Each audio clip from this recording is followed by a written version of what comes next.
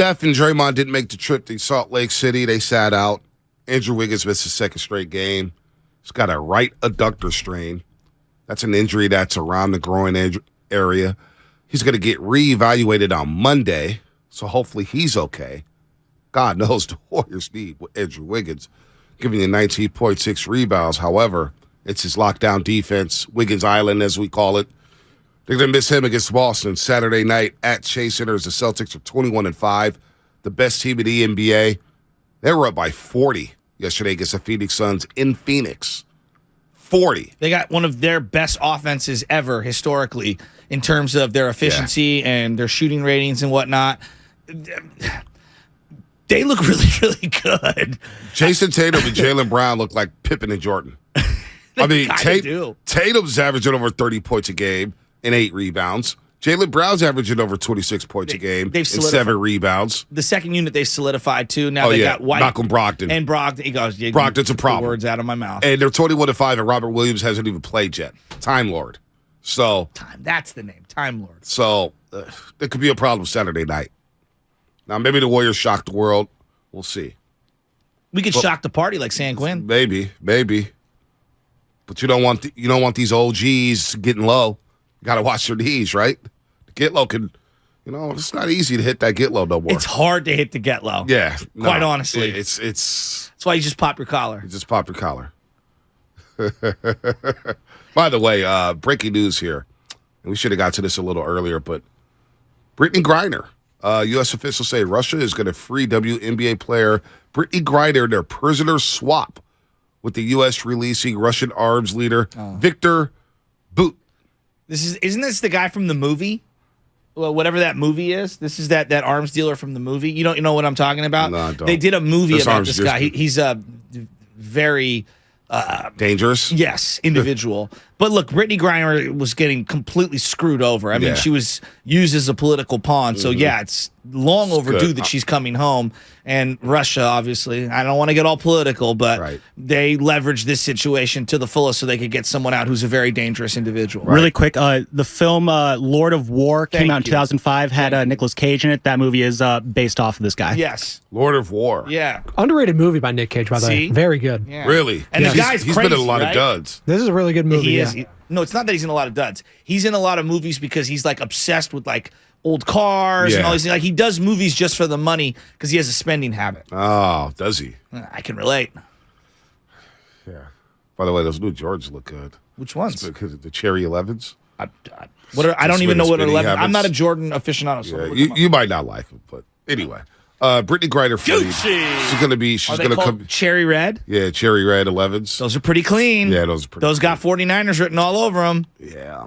But I wouldn't wear them to the game because you'd ruin them. No, you'd never wear Jordans to a game. Well, Rocco does. Yeah, I don't. Yeah, I don't. I know a lot of people who do. I don't. I have specific stadium shoes. Yeah, me too. Yeah, I'm wearing bummy shoes. Yeah, exactly. They get downgraded. And like when I used to go to clubs, my younger days, I wouldn't wear Chris shoes either. Because in the club, people were stepping on you, dancing and stuff Spilling like that. Cranberry juice. Yeah, I'm not for the flex.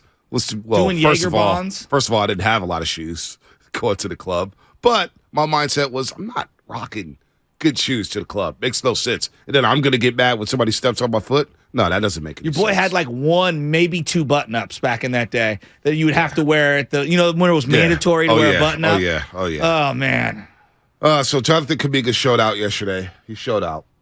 And that was good to see. Positives, right? Long-term view with the Golden State Warriors from last night. Kuminga's a player. Yes. I'm not trading him. 100%. No matter what. If the team calls and say, hey, give me Kuminga, I'm not doing it. Kuminga is a keeper. He's a keeper. And he needs to see 20 to 25 minutes a night the rest of the way. Agreed. Jordan Poole, nearly 37 minutes. I wasn't mad at Jordan Poole last night. 36 points, 8 assists, 4 threes, got to the free throw line.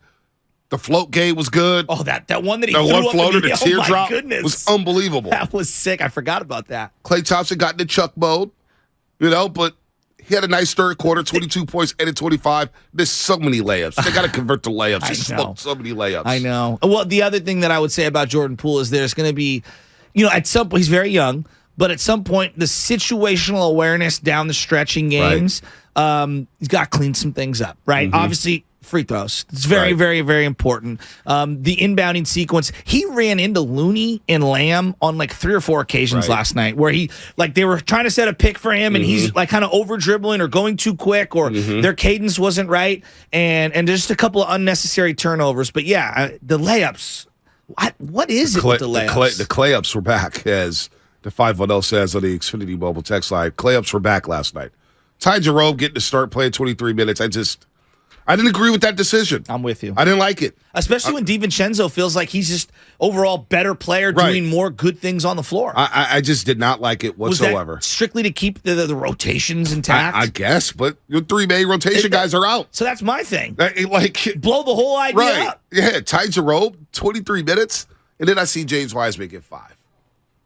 And my point on James Wiseman is this. It's simple. Is he raw? Does he give you everything you need right now? No, he doesn't.